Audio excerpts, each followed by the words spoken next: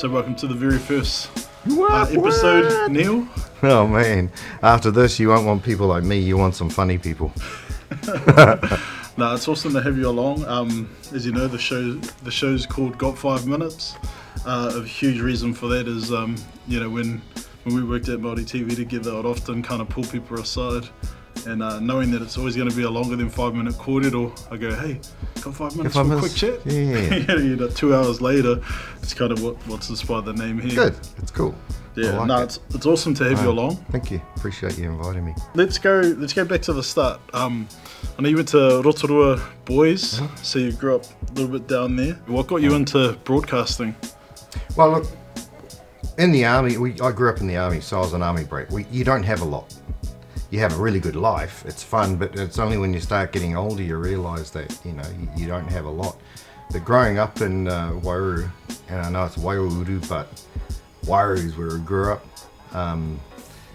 it was the coolest place to be because you had Tanky Day where, one day a year all the tanks and the APCs would come out, go around the community, take you for rides, and so you just got to spend time with the military, and you knew when they had big days out where they'd head off, an annual camp, they could be gone for months at a time when they're heading overseas and all this kind of stuff. So it was a really cool life for kids. So I was quite young, and I remember seeing this guy on television, and I know now he was reading the news, and it was on black and white television. And I just remember, because our household wasn't always peaceful, but during the news it seemed to have some calm. And the 5 of us siblings, the parents didn't always get on, and so during the news it seemed to be one of those places where there was a little bit of peace, and they used to watch this guy. He was a Pākehā guy, and I used to think, what is it about this guy that people are watching? And it was a news broadcast, and I kind of liked it. I thought, wow, I don't know where he is, I don't even know if he's a Kiwi, but to be on this television screen, if our area wasn't the right place, it was one of those where it'd go fuzzy and had to jump up on the roof sometimes, but I just thought it was a kind of a cool thing. So many of us have had challenges in our lives where we haven't had the happiest childhood. And I recall this when I was at intermediate, and we were living in Porirua at the time, just by the pa, up from the pa. And I thought, I want to try and do something like that. I don't know if I could, but I want to see if I can do television. I don't recall doing this, but there was a letter in my handwriting to Avalon to ask for a job. I was 12, I think. And my first main article when I was at TV3, it was they'd obtained this letter, and they used it in this listener article.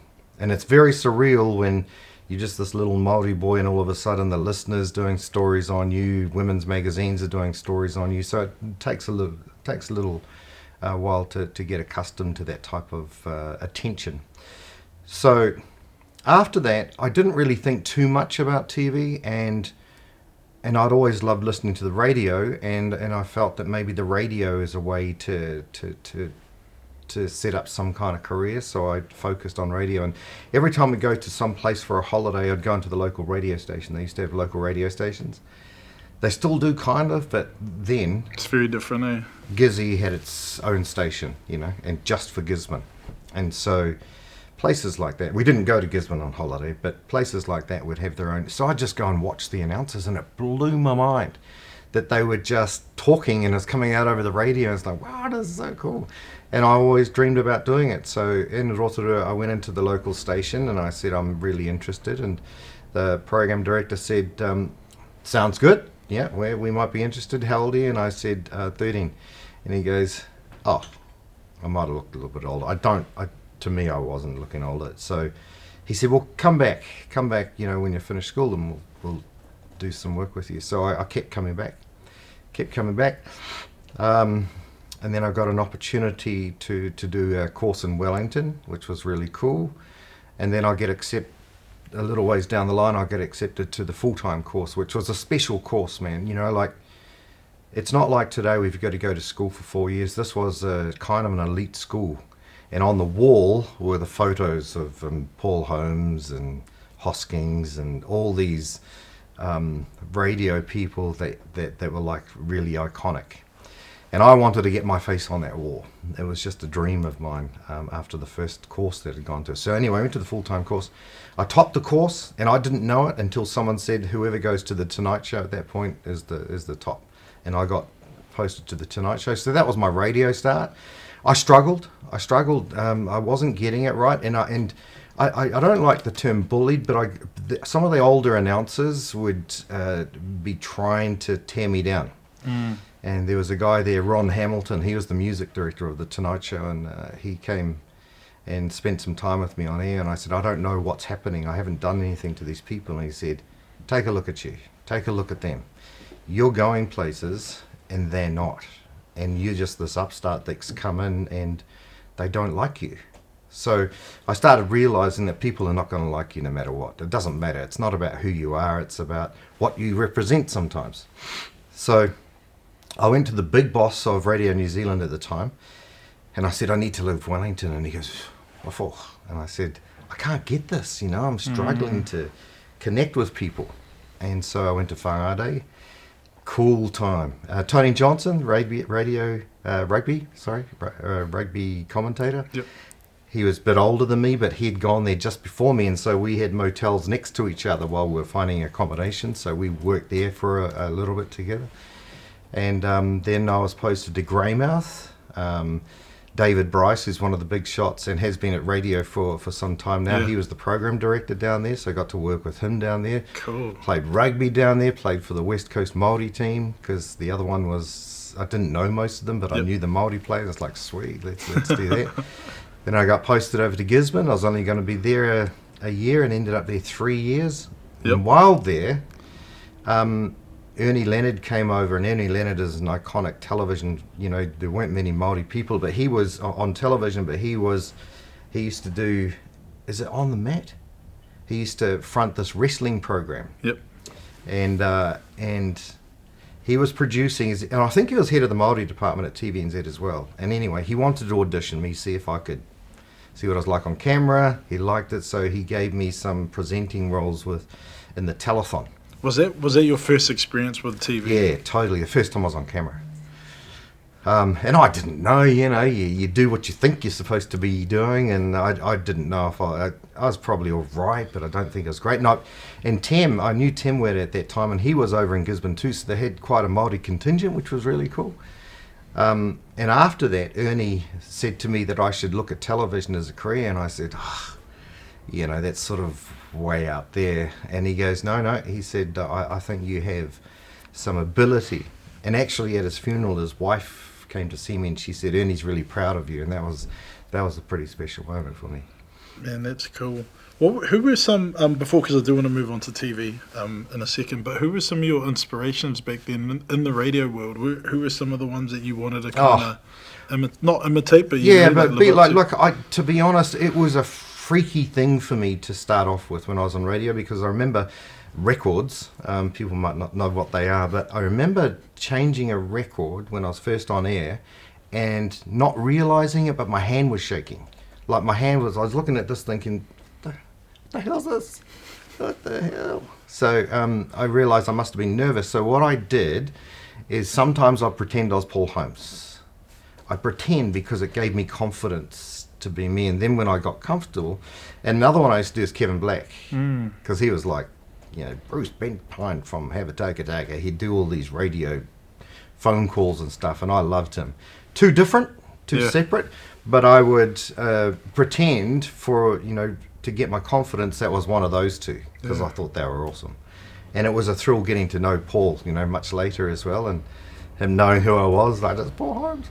So that was my inspiration, and like a lot of young people, I didn't do things well, I think, at the start. Probably don't do things now. Honestly, I don't think anyone does. And they used to teach you to project a lot. So you get on, g'day, how's it going? Which, you think back on that, and it's awful, because it's what they needed then, because there wasn't FM radio at this time. It was only AM, so you needed to sound like you were in control. And that changed when I went to television, because I realized you can't do that anymore, because it's not natural. But I loved it, man. I loved my time in Gisborne. The people were amazing. and I really got to understand a little bit more about who I was. But at that time, I'd applied for the police because I was starting to look for what I wanted to do in the future. Got accepted down to police college, and I was just going to go down. Then the TV thing came up. So there are a couple of things here. It's probably boring. No, I'm very interested. So TVNZ, after Ernie said this, so I found they were doing auditions for a news break.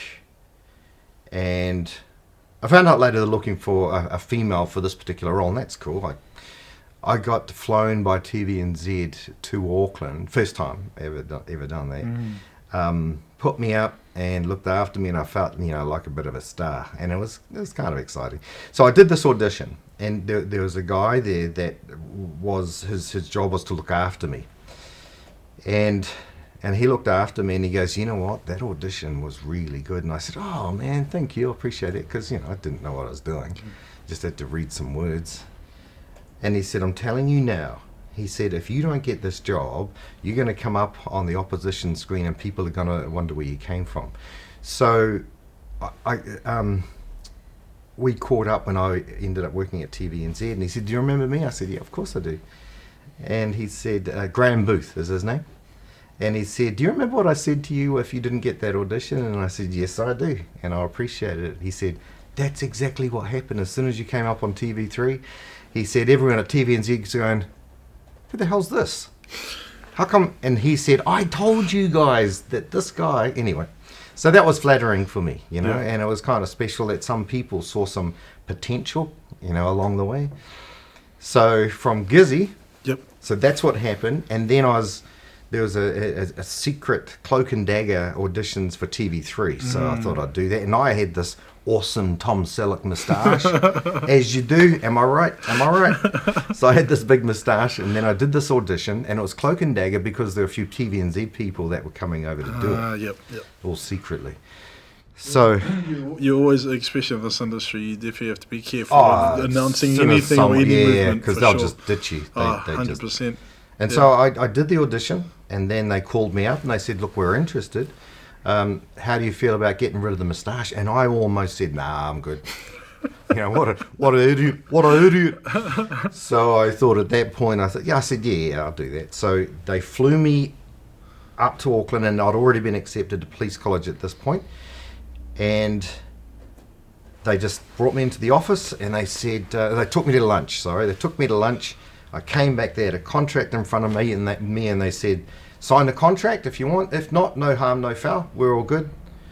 And I looked and I thought, and I'd actually told them that I was making more than I was, so they'd bolster my pay a little bit. I know exactly how that works. And I thought, man, this is us. And I said, okay, signed on the dotted line, and probably 2 months later, I was in Auckland. Way before the network went on air, to learn how to be a TV journalist. That's awesome. What was the first show that you worked on? Nightline. Yeah. I was the first Nightline. Yeah. But you helped create Nightline, eh? Well,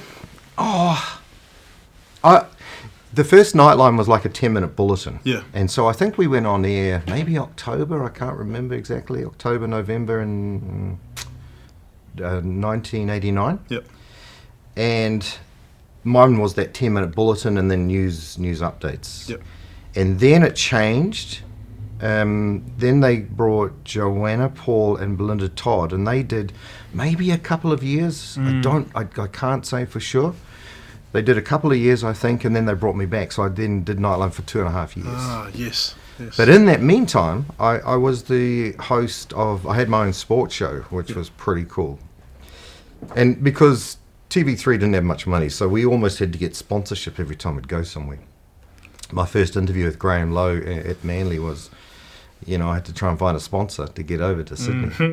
So, little things like that. We didn't have the TVNZ's, holy shit, their budgets were, when I got there, it's like, what?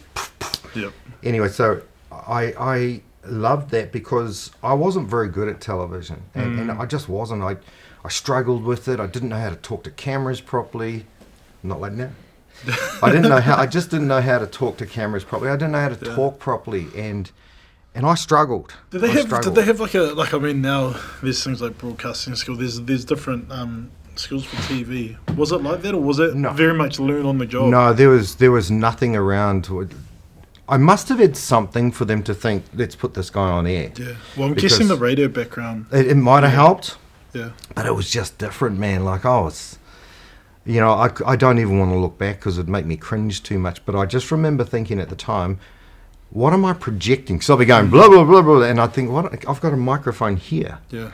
And so it was just sort of getting to a point where I needed to work on this and get better. Yeah. And because of the sports show, it enabled me to work on it. Cool. Because if it's still news, I just would have been going burp, burp, burp, burp. Yep. But with sport, it enabled me to pull the stick out of my butt. Yep. And loosen up. And I really appreciate that. Tui McKendrick was my first producer, and then Robbie, sorry, bro, can't remember his name. And I had some really awesome people to work with, you know, cool. And I got to fill in different places. And, I think the only producer you need to remember is your last one. Hey. There's Moehau. Moehau. No. Played for the Chicago Bears. Oh. I want to talk a little bit about that kind of TV period because, especially a lot of my parents' generation, your generation, know who Neil Waka was. You know, they watched TVs in the 90s. Back when TV was king. And TV was, and 3 was huge because it was the new one, and there's a lot of people that watched it. You know? Whereas in now, it's so flooded with social media. Kids aren't even watching TV anymore. You got YouTube stars. It's a totally different game now. And one of the cool things, and this is like the big memory that I have is, one of the cool things is you were one of the first Māori that we saw on TV, especially in that kind of news space. Yeah, look, I think when we went to air, Joanna was the first one. Yep. Okay, Joanna was the first. And she was a good mate of mine, and she's cool, I was even lucky to be on air, to be honest. I just didn't think I was capable of it. Yep. I was just trying to be a radio reporter, a TV reporter at that point. And that took a little change, and we did a lot of training to make sure we got that. So Joanna, I think, was first. Throughout TVNZ, they might have had one or two here and there, but not high profile. So I was one of. One of the interesting things about that is you get put into one of two worlds. You either get put in the Māori world or you get put in the white world. Yep. And because I'm both, I got stuck in no man's land. I had Māori that didn't necessarily like me or didn't think I was Māori enough. I had white people who thought I was too brown. Yeah. So, you're sort of straddling two different paths at that point. Did I mind it? Well, no. But it was a bit of a challenge sometimes. Some guy rang me up one time, he goes, and I answered the phone, and he goes, "Hey bro, you're Neil Waka?" And I go, "Yeah." And he goes, "Are you Māori?" And I went, "Yep." And he goes, "You don't sound like it." And I just went quiet for a moment thinking, I'm not sure what that means. How tricky was that kind of navigating that back then? Look, I just felt that it was hard. You knew good people around you, and that was always important because you can't do it alone. And I would just work as hard as I could so I could understand. Because at the start, right, 6 months in, we went into receivership, and a lot of people lost their jobs. And I was one of the lucky ones not to. And so I just thought, while I have this, I got to just do the best I can because I could be shot off at any time as well. And so I talked to the police recruiter when I got the TV3 job, and he goes, people don't last in television. He said, as soon as you get dumped out, we'll send you down to police college. And some people go, no, he didn't. I said, yeah, but that's the reality of it. Television's a fickle industry. People don't tend to last. The Māori thing was tough sometimes because you don't always get recognised for what you're doing. You get recognised for being either the brown person or... But you know what? TV3, man. TV3 kicked it all off. And without TV3, we wouldn't have had the opportunities that I don't feel that we would have got. TVNZ wasn't giving us those opportunities. They had a Māori department. It's like, that's where you fellas can be. But TV3 put us in the front, and I loved that, and I'll always be grateful for that, because it gave us a lot of opportunities to show that we're good enough. Because when I was talking about Ernie, and he said, when he was encouraging me to do television, I said, the question I asked, I said, are we allowed? And he looked at me a bit incredulously and went, what do you mean? And I said, because there's no one that looks like us on TV. And he just went, he said, you need to try. And so that's what I did. I wrote I'm not the best at Māori, and until I went to Māori television, that's where I learned a lot about Te Ao Māori. Prior to that, it was just learning stuff because my nanny was in a place where she didn't really want to teach us too much because she said it's a white world. And that's like a common thing with that generation too, because a lot of them did get beaten. They got for beat, they got speaking Te Reo. hurt. Yeah, the teachers, their schools, they'd be so against it, and so she felt that we'd be better off doing it this way. She did end up teaching a couple of my cousins, but we never got that. We just heard them talking, but we never learnt a lot of tikanga. So being at Māori television, I learned a lot more.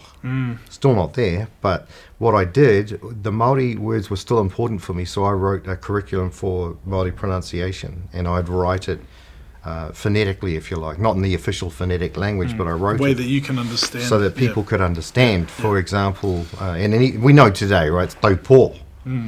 So instead of being too pedantic, I still taupo, but I wrote it TOE-PAW. So that they could look at those words and at least like pronounce it. And then a paw. Yeah. So they could pronounce it correctly. So I did that, and I did one for English too, which was kind of fun to do at a television network. No, that's awesome. So you worked at TV3 for a while. About 11 years. That's a good stint. That's a good stint there. I want to move on a little bit to how did that all end up? So because you did a move from television into more the corporate space. Well, so what was like a big decider of that? What happened was I get to a point, if I don't feel I can trust people, then I'm likely to leave, because I've got to trust people, right?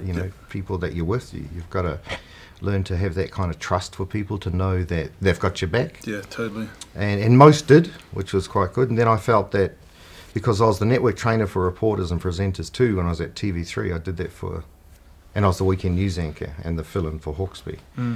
And so when it came to a point where they were making changes, and for certain reasons I wasn't part of that, so it's like, I'm out.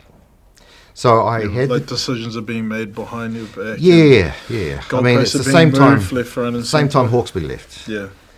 He wasn't consulted over certain things. So it wasn't the right thing to do, but I just thought, well, there's no place for me here. I'd had a carrot dangled in front of me to say that job was mine, and then it wasn't. So it's like, all right. So I went overseas, and I had the chance to work at CNN and CBS in New York. I got letters of interest. And then I thought, because they didn't want an anchor, and I felt that I wanted to be an anchor there, and they just didn't do it. They were looking for a foreign reporter, and I thought, that's cool, but it's not really where I want to be. Yep. I just don't want to do it to do it.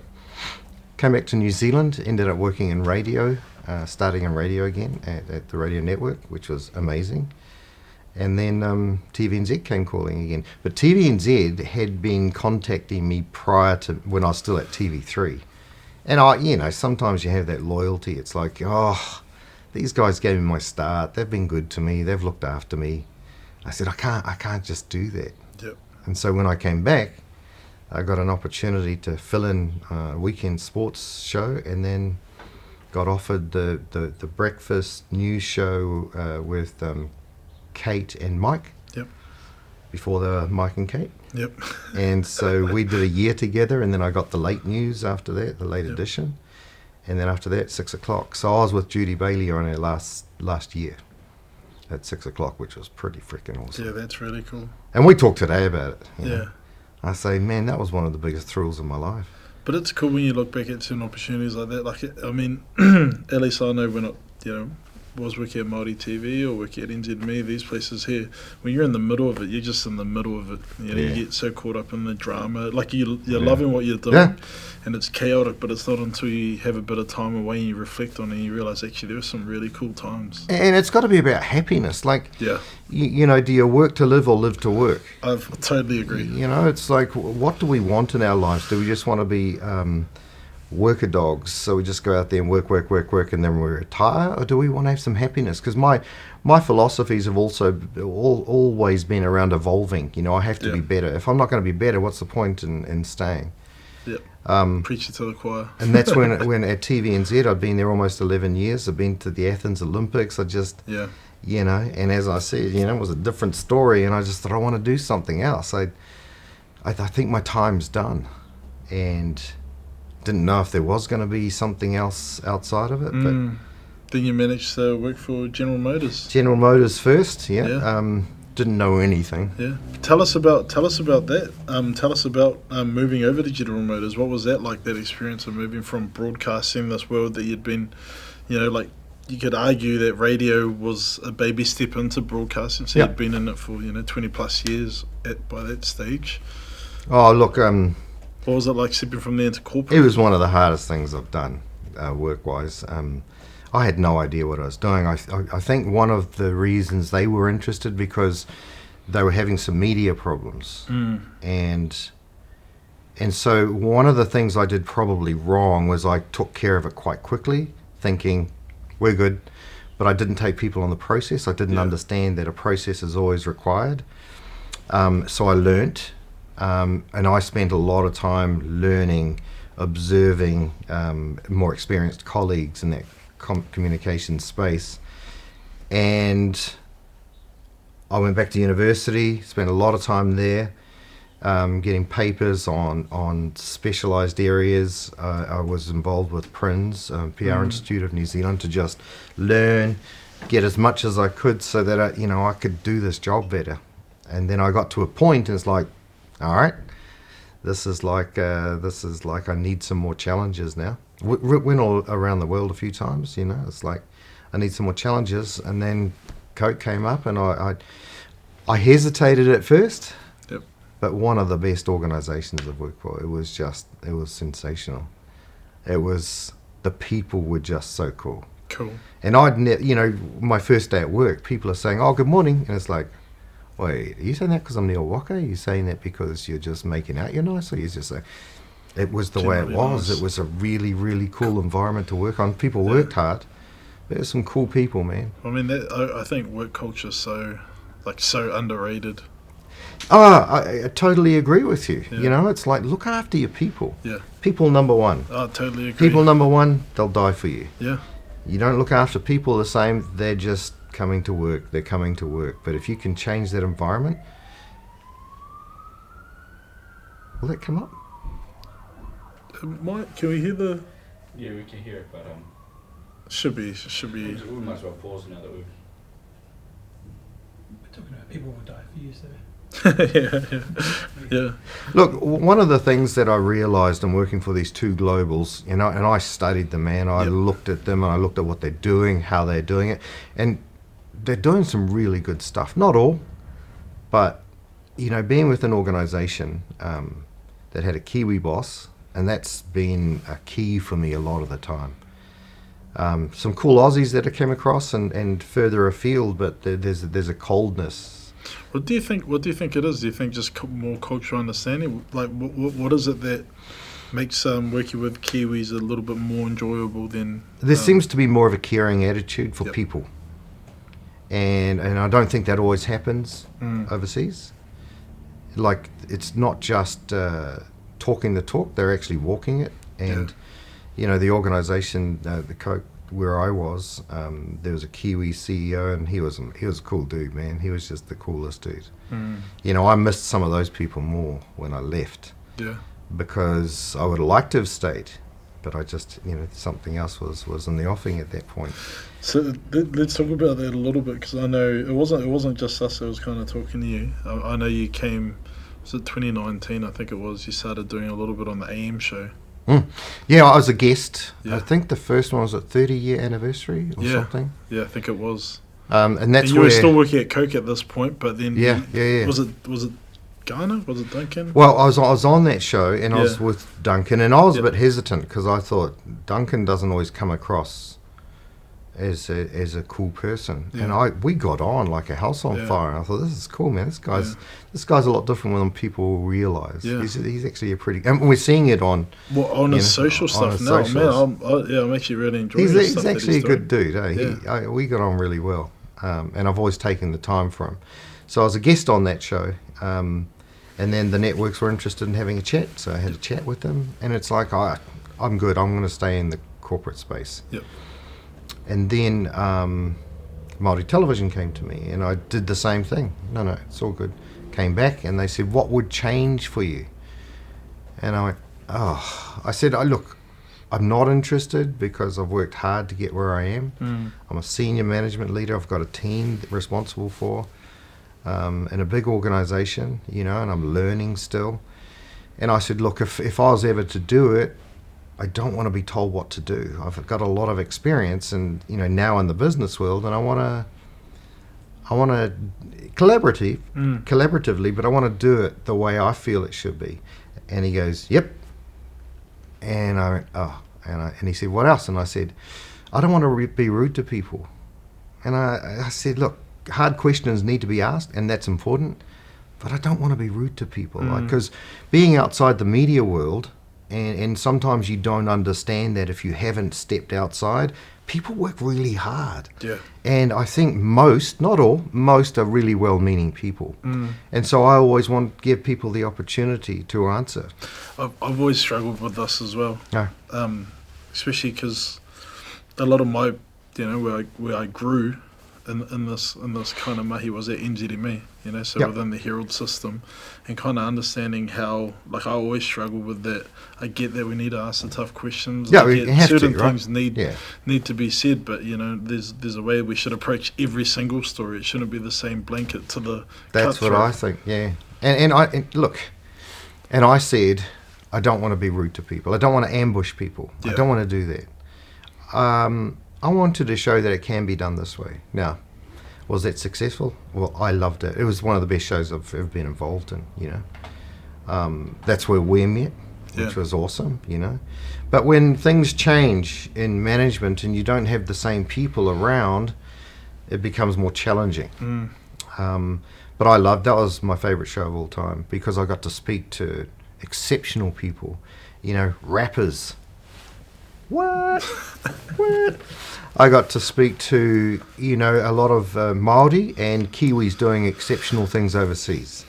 When I did the Pero Cameron interview, and you had to pull me aside and go, look, when we're doing these online, we've got to see his whole body, or at least his face, because I just could see the top of his face, And it's like, oh yeah, shit, never done this before. It was literally like that. Right. It was like this. And then you go and Where say, maybe do this. It's like, Yeah. damn it. Okay, I got this.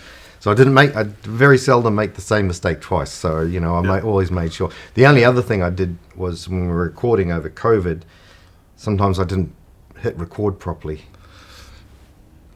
That was so dumb. But it was quite a tricky time. Like when I look back at that kind of period, especially because it was that COVID period. Yeah. Like the dynamic of how we created news, or how we especially created Tapatahi, the show that we're talking about, was changing every week. Yeah.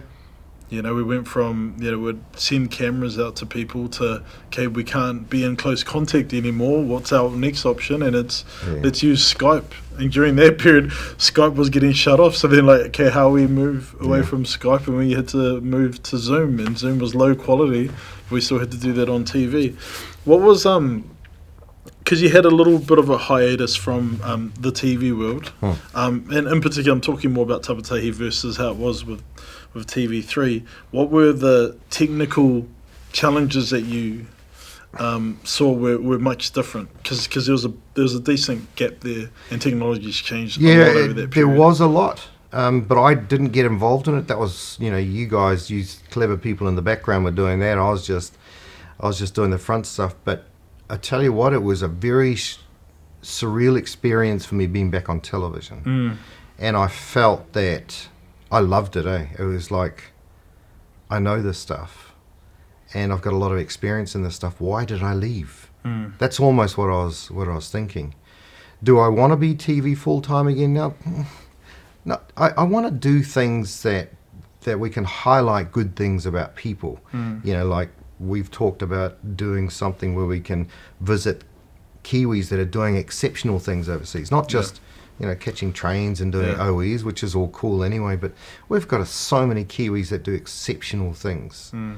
And it would be amazing to be able to, because I love talking, I love interviewing people. I love interviewing normally off camera. So this is the first, but I'm the same. It's just, there are so many opportunities to do some really cool things like that, and no one's doing it. And it could be for any other, it could be there's no money for it, but that would be an absolute goal of mine to be able to do that. But I never thought I'd come back to TV full time. And I think it's, although I've been helping some organisations in their comm space, I think some, without asking me, think that I'm just waiting to go back in, and I'm not. Because I've got now several strings to my bow that I can help with. And I think people struggle to see where they can place me. It's like, do he do this? Does he want to do this? Do he do this? Does he want? What do you want to do? Look, I'd love to go back into radio at some stage. When the time's right, it'll probably happen. I want to go back into radio because that was my first love, and I've always loved it more than TV. TV has a lot more benefits, but radio, man, you talk to people, and I love talking to people. Like when I had my show in Gisborne, it was a 6 to 9 breakfast show, and then from 9 to 10, I was the only one doing it. A small market, but I did talkback.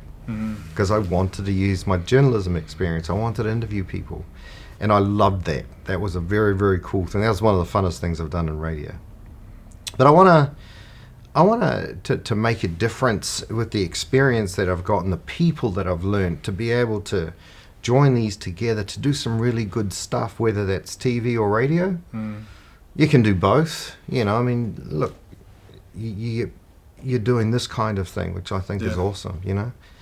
There are a lot of opportunities to do this. I doubt whether you're going to get a lot of viewers talking to me, but there are opportunities for us to engage in things that we really love to do. And I think that's the thing for me, especially with what we're doing here. It's for me, it's not even about the viewers. It's about talking to people that I obviously we've got a great relationship. We've talked so many times over the years. We've known each other.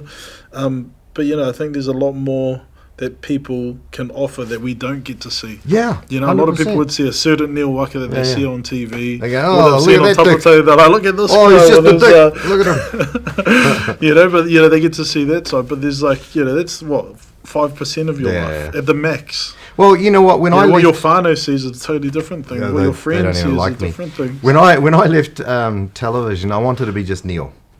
And I naively thought that I could be. But then I'd have people coming up to me and still talking to me. And it's like, am I that guy still? I'm not that guy anymore. Do you find you had to, because when you're talking about radio, you're kind of projecting your voice in a particular way. I'm not saying that you put on a facade and anything like that, but did you find when people did approach you like that, you had to put on that kind of TV No, that's a good question. Almost? I don't feel I did. Maybe they thought I did. Look, there are a few things, right? I was on a chairlift. I was skiing. I was on Ruapehu, and I was on the chairlift, and I'm with some of my boys, and we're just sitting there on this lift, and there's a guy at the end, and we're just talking like this. And he leans across, and we're all masked up, so you can't see who we are. He leans across and he goes, "Are you Neil Waka?" And I just looked at him. I was looking to see if there was something that indicated that. And I said, "Why would you ask that?" And he goes, "Your voice." And prior to that time, I'd never thought my voice was any different. I just thought it was a voice. But when I was one of the cool things, at the beginning of TV3, I was picked up by a limo. And in this limo, it's the first limo I'd ever been in. And we're going to do this big promo. I hop in the limo, and it was the guy that I used to watch on television when it was in black and white. Philip Sherry was sitting in the seat, and all I remember, if I'd had a phone, I'd have been going, I'm sitting next to Philip Sherry. All I remember thinking is, this is Philip Sherry. And I was like, hi, and I shake his hand. I was just sitting there nice and humble, and it's like, holy crap, I'm in the same limo as Philip Sherry. So when I was struggling to deal with television and how to do it, I asked him a question, because I didn't ask a lot of people, but he was so iconic. I said, how do you do television? Because it wasn't clicking for me. And he goes, just be yourself with a slight performance. He said the performance level is only to ensure that people can engage with you and it doesn't look like you're falling asleep. So but you got to be yourself. And I thought that changed the way I did television from that point. I started relaxing and coming back and not projecting and trying to be myself more with just the lift is more of an energy vibe. It's not a rah, rah, rah. Yeah. And so I changed from that point. And so Philip Sherry was, iconic to a lot of us old people. But it was a very cool piece of information. It was just very simple. It really helped you, yeah. And so I passed that same thing on to other people when they asked me to help, or when I was down in Christchurch with our reporters and going through things with them. They were trying too hard sometimes, and I would just go, the way you're talking to me now is awesome. That's all you need. You don't need to zhuzh it up too much.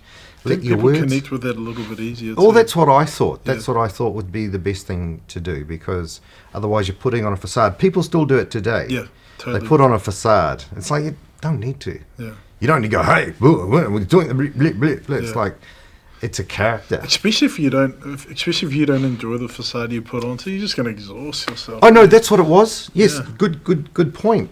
I used to get exhausted. I go, hey, how's it going? Blah, blah, blah. And it would exhaust me because I'm trying too hard. And so when I'd stop doing that and I just pulled it back a little bit, it just was much more comfortable for me. But you never know how good or not you are. I just wanted to be the best I could be. But I think that kind of goes back to one of the points that we brought up earlier. It's like you do the things that make you happy. You know what I mean? Like if you know that that's going to be stressing, making you exhausted, is it bloody worth it? And you know what? Some of the best broadcasters, who I consider some of the best broadcasters today, are those people who are just themselves. Paul Holmes was himself. I can't take him off very well, but he was just like, he was very iconic to me. And that's why I said I was so buzzed when I got to know him, and he knows who I am. Well, and I think like audiences now don't understand how big TV really was. Yeah. Like because you're so limited in media. I know I said it before, but I'm just putting a bloody big fat emphasis on it. Yeah. Because everyone was so limited. Like 6 o'clock news was the only time anyone got it. Yeah. We didn't have this 24-hour news cycle that we have now. You didn't get stuff all the time. There were certain times where TV just cut off for the rest of the night. Look, I think we've missed a trick. There are people in the organisations, the media organisations, not so much radio, I think, and not even so much the papers. The Herald. I think they're all doing a great job actually. And in some regards, in some ways, bloody still shocking. But if you've got television, like we've had a network that's essentially closed, it's still got something going on. That should never have happened. Yeah. So I've always felt, and I've talked to a few people behind the scenes, I've always felt that there are people that are so intent on keeping their jobs and not always making the right decision. I 100% agree with this. And it's a shame, because there's so many opportunities to make this better. Like before I left TVNZ, we were working on socials then. Now it wasn't the way it is today, but we were working on that then, and yet it hasn't changed a heck of a lot. No, it hasn't. And I mean, I think that's like a big word that a lot of networks throw around. It's like, digital first, we're going to head into this space. But them themselves still don't want to move there, because if they did, they would make changes. They wouldn't be in that position any longer, and they don't want to do that. And I think their priority has been to keep their jobs, and I think that's wrong. Because, number one, we should never have lost TV3 the way it was. Should never have done that. A lot of people involved in that, but... who were the people? TVNZ amazing. It's such a privilege to have worked for both the networks. Mm-hmm. So how come they haven't quite clicked on to what they need to be doing? It's just a shame to me, because I think there are opportunities to make things better. We shouldn't have lost the network the way we did. Now it's still putting programs out, but the newsroom is crucial. The newsroom is crucial to make sure, number one, TVNZ stays honest. Yeah. Well, now even look at Māori TV, potentially getting rid of their entire newsroom. I know. Not saying that Māori TV could really compete against that, but within at least that Māori space and some of the content that they were covering. And yeah, and there's some special stuff that happens there. There's some special people that work there down on the ground floor there. And it's a shame if it doesn't go the way it's meant to. And look after your people. People are key in everything. How do you think information's kind of, the way we consume information now, because it's changed a lot. Just even the last 5 years, it's changed a lot. Look, if to give you an example, TV3 probably should have gone to a single person half an hour show 10 years ago. If you're not making money, start cutting in areas. You don't need to have an hour news. TVNZ should have probably gone to a single person a long time ago. There are things that need to happen to have things exist in a better place. And if you don't have the right people making those decisions, you're not going to get there. I feel like a lot of people struggle to kind of have the guts to make a big decision like that as well. Yeah. But that's what it's about, right? Yeah. It's about... But they try and hold on to that old guard of how things have always been. Yes. Like you look at newspaper, it's like, we always used to have the commercial spaces, this is what we sold. And then along comes this thing called social media. Yeah. And then now all of those advertisement spaces are getting soaked up in other places because they get more benefit from it. And you're like, this old system is struggling. Google and whatever else are news networks now. Yeah. Wow. I think, as I said, some radio are doing some amazing jobs. And they're starting to do a lot of their stuff online, as well as almost like a newsroom, and I love that. Yep. Some of the papers stuff, I think, is trying to develop that. It's all good. It's all good, but you can only do that when you've got people that are willing to push the barriers a little bit. I agree. Let's talk a little bit, because I think a lot of people get bored of the media chat, but let's talk a little bit about your time kickboxing, because I want to talk about we were talking a little bit earlier about the super famous, at least a lot amongst Kiwis, Māori, Pollies around, and even Australians around the world, the fight between Ray Sefo and Mark Hunt. They just stood there in the ring, banging each other in the head. You're good friends with, you're great friends with Ray Sefo, and you were there in his corner. Can we go back there, and then I'll talk a little bit more about your career? So, I started martial arts when I was young, and all army kids either do taekwondo or judo. I did judo, loved it. And I'd always wanted to do other martial arts too, because I figured one wasn't the answer. It's multiple. And so when I was in Auckland, and I was sort of like the martial arts reporter. Yep. And I'd covered, the General Choi, I think his name was the Grand Master of Taekwondo. He came here. There's two different Taekwondos, but ITF and WTF. Anyway, he came to New Zealand, and I got to cover all the combat sports, and I kind of liked it. It was a fun thing.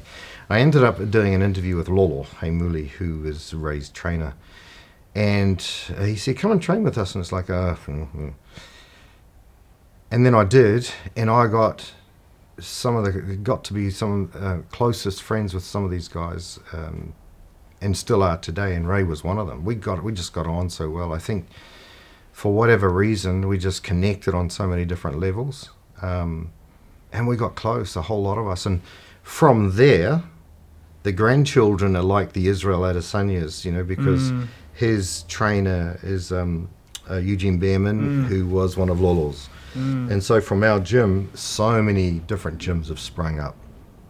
And that was a real privilege. I'm with these killers, and people go, "Oh, you're at that gym." I say, yeah, but I always played down because I didn't actually enjoy the fighting. Because I used to fight a lot, and then I stopped being so angry out there.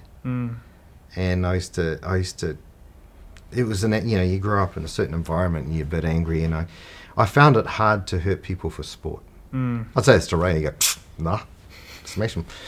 But I couldn't do the same thing. I struggle. I might have fought 50, 60% of what I could do. But when I went to the States, Ray came over, and he was with me for a while over there, and then we started training at America Presents, which used to be a big-time boxing gym over there, and we had a whole lot of these hotshot boxers, including George Foreman's daughter. I can't remember her name. She trained with us over there, so you got all these names. Cool. And it was fun, you know, and then Ray asked me if I would be one of his cornermen. And I loved it, man. I was maybe 2.5, 3 years or something like that. We used to go to Japan every few months. Holy crap, that was amazing. It was just, you know, got to meet so many big shots in the martial arts world. I was talking about Bob Sapp, who's a big famous, I think he's 6'8", and he's just a monster. And I just remember we were sitting across the aisle from each other on the bus going to one of the fights, and I was just staring at him, and he just looks at me and smiles, and I go, "You are a giant fucker." And he goes, "Yeah." And I just remember thinking, holy hell, that is so big. Like, It's a monster. that is so big. And his brother was a successful football player. Yeah. But he's just so big. But what a cool guy. He's just like this gentle giant until the cameras were on, and then he'd switch to this asshole. He'd just be that person because he goes into these characters. Yeah. But holy moly. And then he's been in movies now, but he was, that was a buzz. And then Frank Shamrock, who was also doing MMA at that point, and we got talking. Good looking guy. I thought, wow, you're a good looking fella. And he said he was one of the first ones, I think, that learned to box more. Because he said, why do I want to be on the ground the whole time? He said, not only is it boring, but it's tiring. So if I can knock guys out before we go to the ground, and I think he started that trend where people were starting to incorporate other styles of martial arts into their training. And so, you know, being able to do that, I met a master of multiple, not master just, of multiple, just, yeah. What's his name? Who was the not Bruce Buffer, the other one, Warren? Who was the boxing guy? Is Buffett? My cameraman Nick will know this one. Bruce, it's Yeah, Bruce is the MMA, and it was Michael. let's get ready to rumble. Yeah. So he coined that phrase, right? Yeah. So then I'm talking with him as well, and he's always got these young girls on his arm. Might have even been his wife, but he's got, and it's just like, wow, he's make-upped up, but this guy, you know, he's a lot older than I thought he was. Yep. But he's just living the dream, man. He gets pulled in to do these things probably for about 50 grand to 100 grand a time just to go to get ready, and he's away. And it was cool just mixing with these different people. I was training these people when I was living in Denver. I was training the gym that I was at. The Denver Nuggets, the NBA team, would train there in the summer, so I'd shoot hoops sometimes with these guys. The Colorado Avalanche, who won the Stanley Cup two times while I was there. Cool. Coincidentally. Their families went to this gym, so I got to, you know, mix with a lot of people, and one of the things I did was I'd house sit for some very wealthy people. Yep. So they'd leave me all their cars and their mansion, and so, right, Ronnie, boys, gas, we'd all be living in these mansions for periods of time. It was fun, and, you know, and then I realised I had to come back to New Zealand. Fair enough. Come back to a bit more reality. Come back some to would say, reality, you know? yeah. What was it like being in the corner? Because is that a fight that's still very memorable to you? Does it hold the same space as it does for us as an audience? Yeah, absolutely it does. Look, I found it difficult being in his corner because we're so close. I couldn't separate. I found it hard to separate the way I felt about him The fighter and the to friend. what was going on. Because, you know, Ray was barely 6 foot. Yeah. And he was fighting guys that were 6'5", big guys. And he could fight them. But it was hard, man. It was hard. And he fought Semi Schilt, who I think was a Pride champion as well. He's 6'11", German fighter. Holy hell, he was tough. He won K1 a few times, I think. You know, you're up against these guys. Ray was arguably the greatest cruiserweight the world's ever seen in kickboxing. Israel might say otherwise, but he at that time, man, he was like magic. But then he had to go to heavyweight because that's where the money was. That's where K1 was. So I found it hard. I found it hard seeing him get hurt, and I threw in the towel once. What did he say to that? Oh, I just told him I had to. Yeah. You know, he was fighting Peter Ertz, who was one of the Dutch fighters, who I became friends with as well.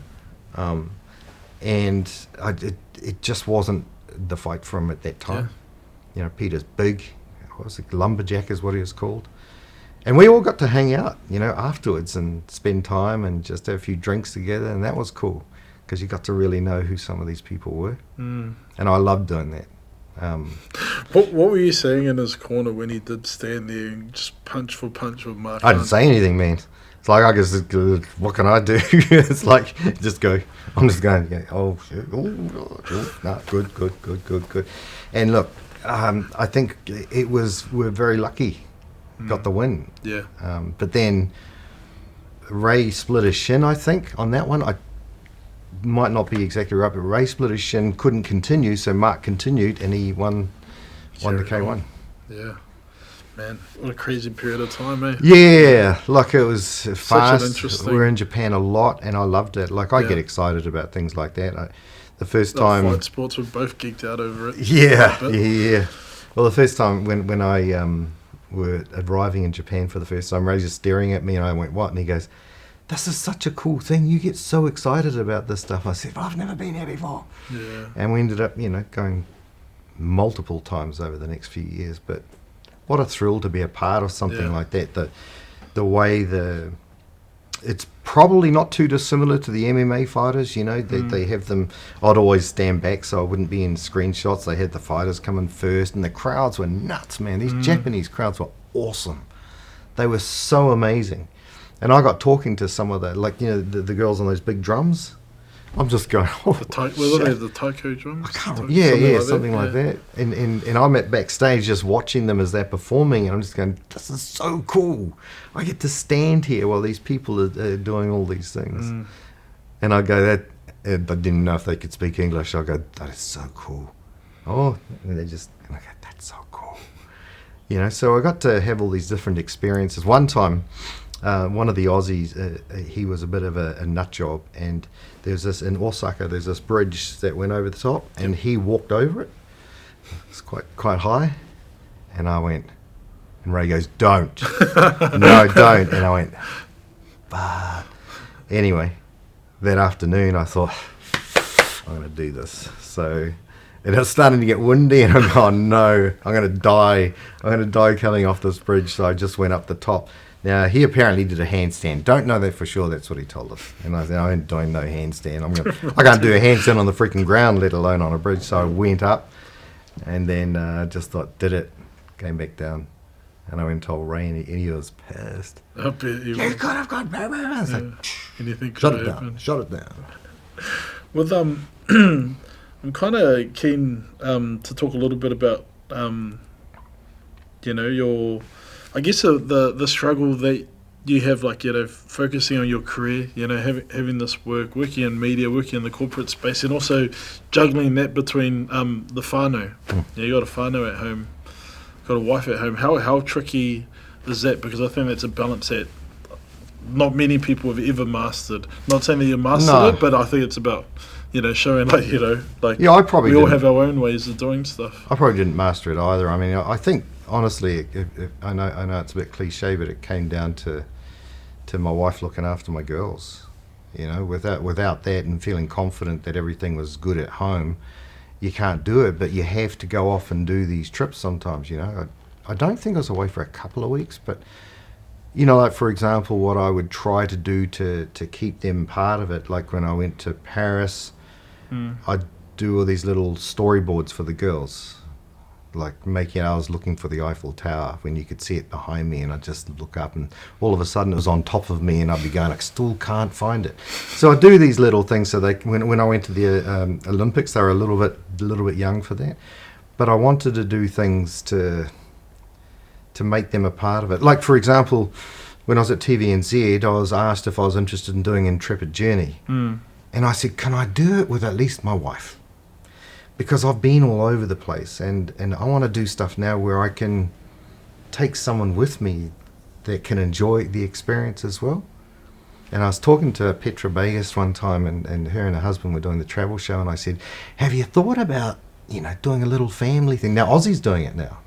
Doing a family thing because you can enjoy it together and you can get different experiences. Yeah. But I said, I'm not sure that I want to be away from my family for a couple of weeks, so I have my own experience. It didn't sort of appeal to me too much. And then when the girls got a little bit older, I was still talking about it. Can my wife and my girls come? Can we do this?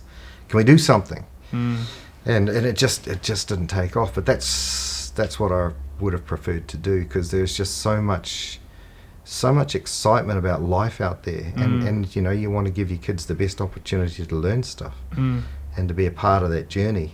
When I went to the Olympics, it was just a me, that was kind of fun to the last day, because everyone went drinking the last night. Yep. And I thought, no, this is a long trip back to New Zealand. Yep.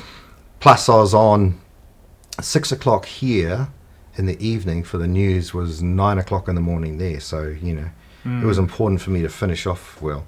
Get to the airport, and there were some really angry Kiwis there, hungover, and I'm just standing at the back going, oh shit, I'm glad I didn't do that. Yeah. Come on, is this line? Because we knew there were going to be long lines. People are leaving, all broadcasters are leaving. But I just, for me, I wanted my family to be a part of stuff, because then that made it more special for me.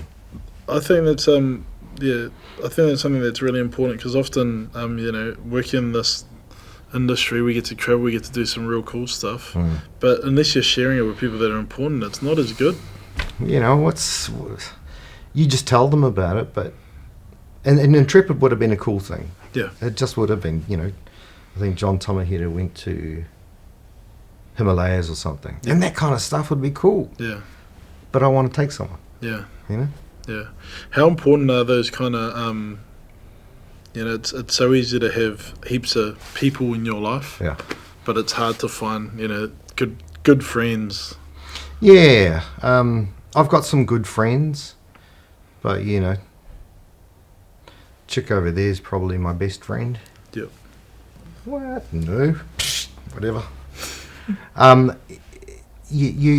You don't know sometimes when you get into television, it becomes a surreal world, and you don't know sometimes if people are liking you because you're on TV.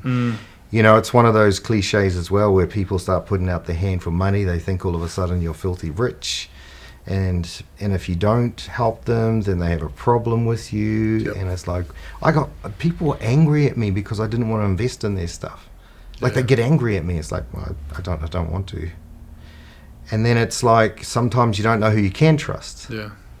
And I became a sort of reclusive in some ways, because when you're going out in public, you're a public figure, and people want you to be a certain way, and sometimes you're not always happy.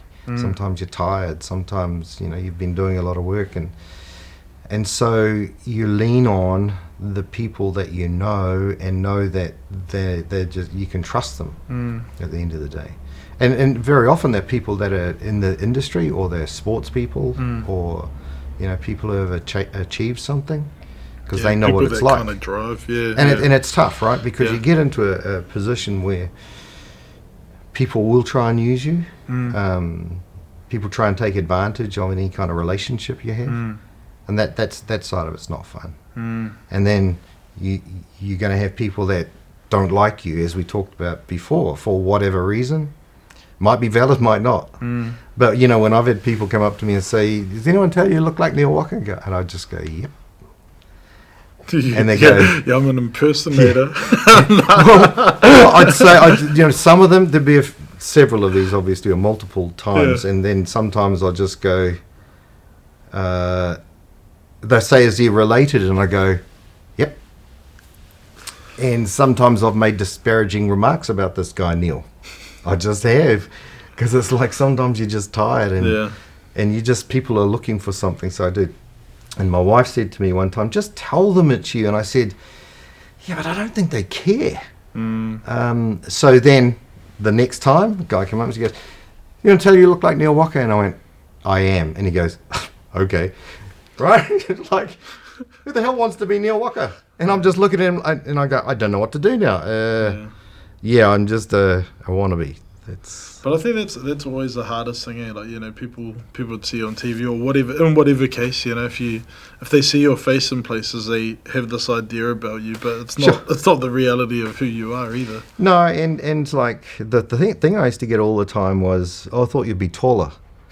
And it's like I don't know what that means. No, You know, we're not given our height because we achieve something. It's like Exactly. we're born with it. Sorry. yeah, Don't know what to do about that one. But that was one of the things I got a few times. I'd see people look at me and go, I thought, did you? Why? But no. if you could go back and give yourself advice when you first got in the industry, what would you give yourself? What would you say to Oh, yourself? there'd be some pretty serious talkings to I'd give this person. I'd say, don't give people money. Invest in real estate more. I would say, be careful about spending time with people who will use you, because you know who you can trust, and just make some better decisions, because, you know, we don't always make the right decisions. You know, the thing that I do love about what I used to do, every time something came up, I'd say yes. Like, I got to do the Wellington Street Race, so Sean Fitzpatrick, myself, Barbara Kendall, Julie Carter's the New Zealand netball captain. We got to hang out at the back of Taupo and do a week of just driving cars and training, and we got race suits, and, you know, and I was the celebrity, which is still a strange word for me, at Queenstown Winterfest. So I got to do everything. I went to the ball, I went to parties, you know, you got to do everything, and I always put my hand up. There's not anything I didn't, because I thought at some stage people don't care, or I'm too old, or they just don't remember me. So I'm not going to get those opportunities. So every chance I got, and people go, you do stuff all the time. I go, yeah. At some stage, people are not going to want me. You know, I've gone to celebrity races. I've done sidecar racing, which is freaking hard. You know, burns That's your forearms out. Yeah, that sounds like really dangerous as. Yeah. I've jumped off buildings. I've just jumped out of planes. I've done everything that I could do if it scared the crap out of me as well. So, you know, knowing that you've done, you know, like a lot of extreme stuff like that, on reflection, what are some of your favourite moments? Because I'm sure it probably wasn't a lot of the extreme stuff.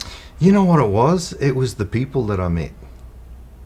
You know, I've met so many amazing people along the way, you know, that some of them have become best friends. You know, it's just, I've got close friends who were in the SAS and who spent time in Iraq, and, you know, and we share stories about our different things, and we spend time, and we get the opportunity to talk and to engage and mock each other, and it's the people. It's always the people. Because, you know, it was cool doing that stuff, but Robert Rakete and I were the ones that, he was doing a radio program, he goes, bro, we're going to do jump off one of the buildings. I said, what do you mean? He goes, we're going to rappel. You want to come? I went, yeah, bro, that's us.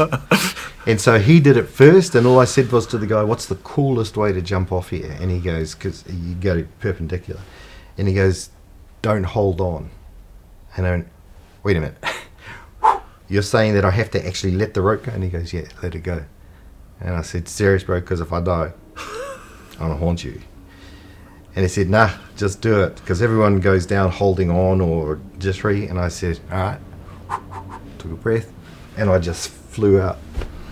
Because they control it from the bottom, Yeah, you know. But still, man, it's there's so freaky, right? Man, there's a bit of a death wishing you somewhere. Yeah, I didn't want to die, but I wanted to go close. Like, I definitely know it's not death wish. I don't Yeah. say that in that sense. But Yeah, you but I know like what you pushing mean. to the extreme. Yeah, I guess because is a better that's way to say it. only when you do things like that, I feel, do you really feel like you're living life. You know, you stop becoming afraid. I was really young, and I've only told a few people this story. And my folks split, abandoned by my mother. Father was a little bit more violent. But we got that sorted. So dad was really cool. But I had this dream, and in that dream I was running away from what we are scared of, right? You know, in our dreams we were running. And I don't know if I was half conscious, but I remember thinking, what am I running towards? Mm. You know, I don't have anyone there that's going to be able to look after me. What am I running towards? And I thought, I'm not running to anything that's going to protect me. So I started slow down, and I turned around and I ran towards the fear. Mm. And I did that for the rest of I still do it. You know, it's like, I don't want to be, I want to face whatever is coming. And I've had to do that several times in my life, but it sort of changed the way I did things. And from that point on, I started not running away from things anymore. And if there's a chance to face that fear, then I'd face it. Even if it, you know, turned out badly for me, I'd do that. So, How do you feel? Obviously, you only talk about as much as you're comfortable talking. You know me, but I'm chill as. How do you think you know your upbringing impacted how you deal with your children? well, I changed a lot. You know, I think when we go through challenges, we want to make sure that we can do better and teach them to do things better. It doesn't mean for me to be soft and let them be softies. I want my kids to be hard. Like my wife will tell you, there's stories about the girls when they're playing netball, for example. Don't you cry. Don't cry. So there's that hardness. And one of my daughters, one time, she hit the deck, and I was looking across from the netball court, and I looked over and I went, stand up. Don't you cry in front of people. And she goes, I can't. And it's like, That's something that was really pushed upon. yeah. I just, That's you know, when you're younger. don't show it. Yeah. Be tough. And today a lot of kids might not be that resilient, you know. But people started gathering around her, and I just thought, ugh. And I went over there thinking, and her ankle was purple. No, And I went, oh, okay, all good. Okay. Yeah. Throw up. My bad. You know, sometimes you get things wrong, but you know, life's hard. And I tell them that. So you've got to be prepared. No one's going to give you any hand-ups. It's true. And so we're there for you, and we'll teach you everything we can to help you to be strong and deal with some of the challenges that you got to deal with, because life's tough. So I'm guessing, like, just by the sounds of it, you're definitely the tough enforcer in the whānau, and the wife is the definitely. I mean, the one that a bit more nurturing. No, not saying you're not nurturing. No, but, look, I made some mistakes. Yeah. But, you know, my wife's definitely the like, I couldn't have asked for a better mother for my kids. I just couldn't have. You know, but the way I was brought up, I didn't think was right all the time. And, you know, when you get older, especially if it comes to abandonment, I realise that those issues can remain with you, you know, through your life until you can try and work out ways to deal with them. Yep. No, I And know I'm exactly how that feels. I'm still trying to deal with that shit, you know. Yeah, Because like it's hard. Similar to you, my parents separated when I was really young as well. People think it's okay. It's so hard for kids. Yeah. You know, the two people they've learned to love and trust most in the world have gone their separate ways, and it's freaking hard. It's hard. Don't realise it at the time. You just think, woohoo, okay, I've got two parents, two Christmas, whatever. Yeah. But you don't realise the impact that has on your life until later. And when one leaves and doesn't take you but takes some of your siblings, it's like, all right. And it does impact you. It just does.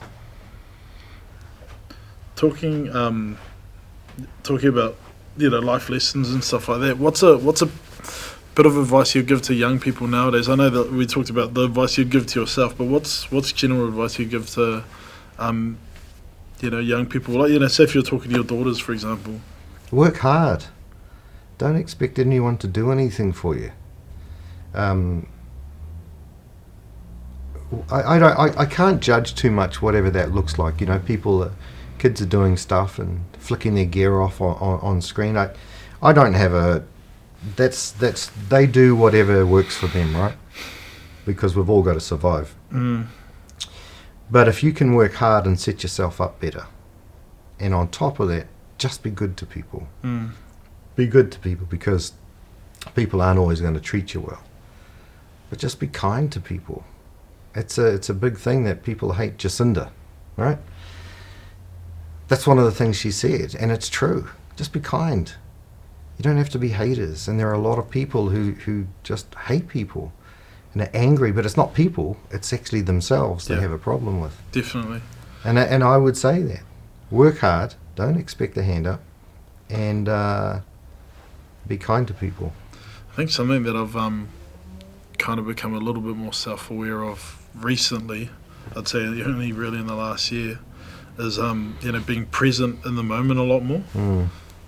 For a long time, being an EP or producer or kind of working in news in the spaces that we kind of operate in, it's often, we're thinking ahead always, like what's coming up next, what interview are we doing, how are we tracking for this show that we have coming up. You're always thinking ahead, and often you're missing the opportunities here in the present. Sure. So being present is important. But my thing is, don't be afraid of things. Don't be afraid to try. If we failure is one of the greatest pieces of success. I totally No agree. one's been successful without failure. No one. like this is a silly example of that is you think about how many people died trying to make rotten corn.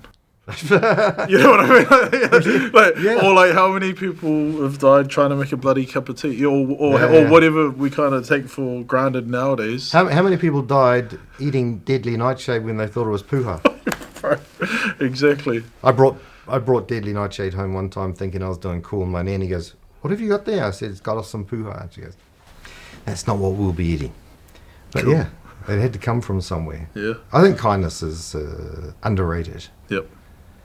And look after people. Yeah.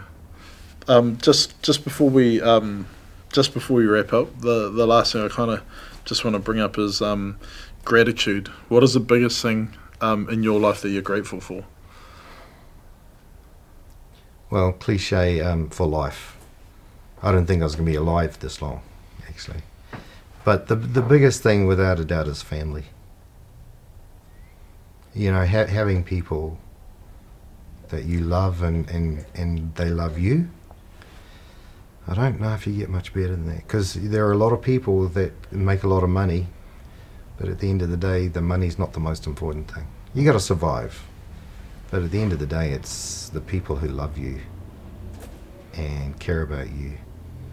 I think that would be probably the most important thing. You can do all your things, you can go here, you can go there, you can make money, you can do all this stuff, but at the end of the day, it's a little bit hollow if you don't have people around you that care about you. And sometimes we muck that up too.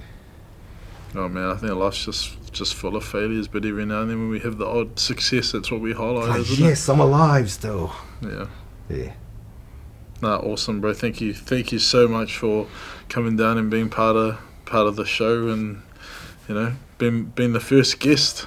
Well, boys are all falling asleep. Sorry, guys, wake up!